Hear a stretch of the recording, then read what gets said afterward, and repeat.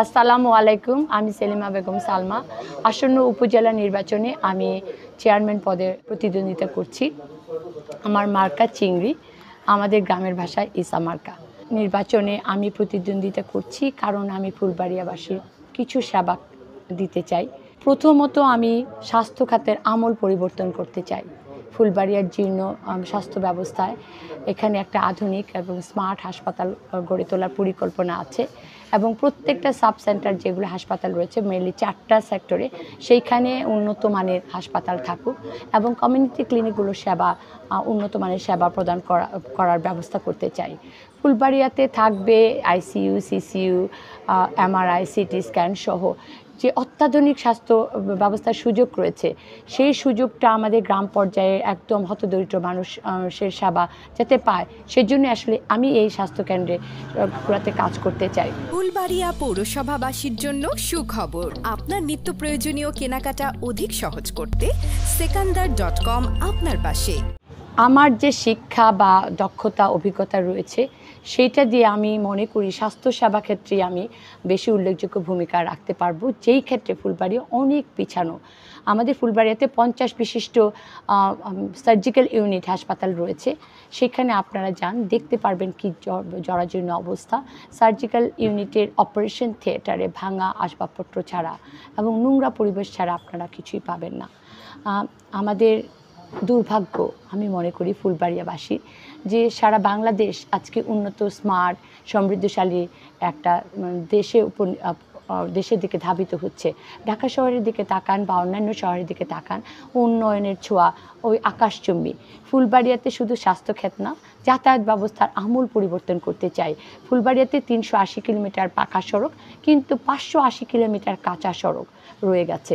ফুলবাড়িয়াতে প্রায় 300 শিক্ষা প্রতিষ্ঠান, দোতলা 4তলা বিল্ডিং, কিন্তু এই শিক্ষা প্রতিষ্ঠানগুলোতে আমাদের শিশুরা বা আমাদের ছাত্রছাত্রীরা কিভাবে যাতায়াত করে সেই দিকে কারো কিন্তু খেয়াল নাই। এই 580 কিলোমিটার কাঁচা সড়ক পাকা সড়কে উপনীত করা অত্যন্ত জরুরি এবং এই এজেন্ডা নিয়ে আমি কাজ করতে চাই আমার এলাকাবাসীর মানুষকে সাথে নিয়ে। আমাদের প্রজন্ম যাতে আমাদের মতন স্মার্ট এবং মেধাবী হয় সেই জন্য শিক্ষা খাতের তদারকি করা দরকার, আর এই দিকে আমি বিশেষ নজর দিব। আরেকটা ব্যাপার হচ্ছে যে ফুলবাড়িয়াতে আসলে খেলার মাঠ নাই, কালচারালি ইনভলভ হওয়ার স্কোপ খুব কম, যার জন্যে জুয়া, মাদকাসক্ত এইগুলো একদম মানে একটা আমি বলবো যে সমাজের একটা ভাইরাস বা ক্যান্সারের মতন হয়ে গেছে।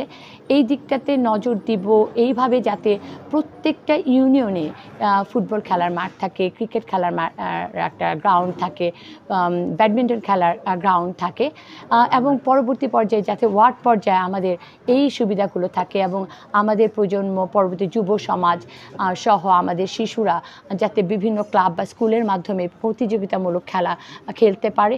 এইটা কিন্তু আমাদের বাচ্চাদেরকে মানসিক এবং শারীরিকভাবে সুস্থ রাখতে পারবে। ফুলবাড়িয়াতে আরেকটা জিনিস প্রকোপ যেটা হচ্ছে যে আত্মহত্যার প্রবণতা অনেক বেশি।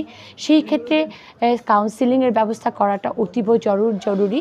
কাউন্সিলিংয়ের মাধ্যমে আমরা অনেক প্রাণকে বাঁচাতে পারি।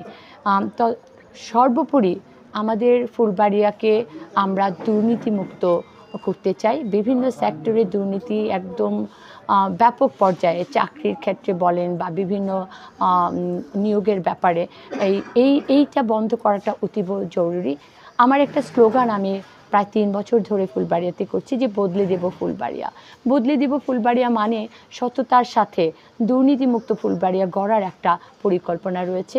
আমাদের কৃষক, শ্রমিক, শিক্ষিত সমাজ, চাকরিজীবী, সরকারি বেসরকারি চাকরিজীবী, রাজনীতিবিদ, সমাজসেবক সবাইকে নিয়ে আমরা একটা টিম গড়তে চাই, যেই টিম আগামীতে ফুলবাড়িয়াকে একটা স্মার্ট, উন্নত, সমৃদ্ধশালী ফুলবাড়িয়া রূপে চিহ্নিত করবে সারা বিশ্বের বুকে।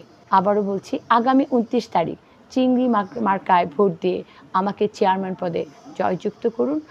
আগামী 5 বছর আপনাদের সেবা করার জন্য সুযোগ দিন।